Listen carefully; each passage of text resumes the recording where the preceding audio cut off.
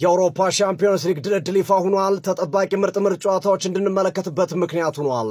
በድጋሜ ለስምንተኛ ጊዜ ሪያል ማድሪድ ከማንቸስተር ሲቲ ተገናኝተዋል። ቼልሲ ደግሞ ፓሪስ ሰን ጀርመንን የሚገጥም ይሆናል። እነዚህ ሁለት ጨዋታዎች ትልቅ ግምት የተሰጣቸው ጨዋታዎች ሲሆኑ አትሌቲኮ ማድሪድ ከቶተናም፣ ኒውካስል ከባርሴሎና የሚያደርጉትም ጨዋታ ቀላል ግምት የሌላቸው ጨዋታዎች ናቸው። በዚህ ሂደትም የሊጉ መሪ በመሆን ያጠናቀቀው አርሰናል ባየር ሊቨርኩሰንን ሲያገኝ ባየር ሙኒክ ደግሞ ከአትላንታ ጋር የሚጫወት ይሆናል።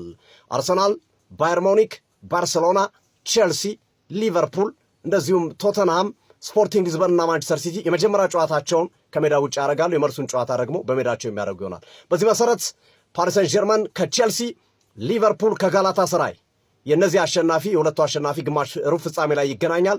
የሪያል ማድሪድና ማንቸስተር ሲቲ የባየር ሙኒክና የአትላንታ አሸናፊ ሩብ ፍጻሜ ላይ ይገናኛል። እንደዚሁም የኒውካስልና ባርሴሎና የአትሌቲኮ ማድሪድና የቶተናም አሸናፊ ሩብ ፍጻሜ ይገናኛል።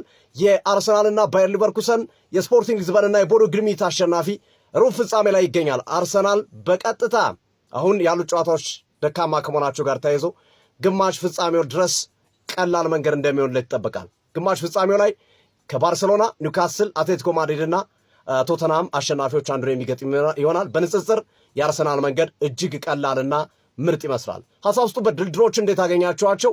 ከጥቂት ቀናት በኋላ ከ10 ቀናት አካባቢ በኋላ የሻምፒዮንስ ሊግ የመጀመሪያ ዙር ጨዋታ ይከናወናሉ። በሳምንቱ ደግሞ የመልሱ ጨዋታ 16 ውስጥ ይገናኛሉ።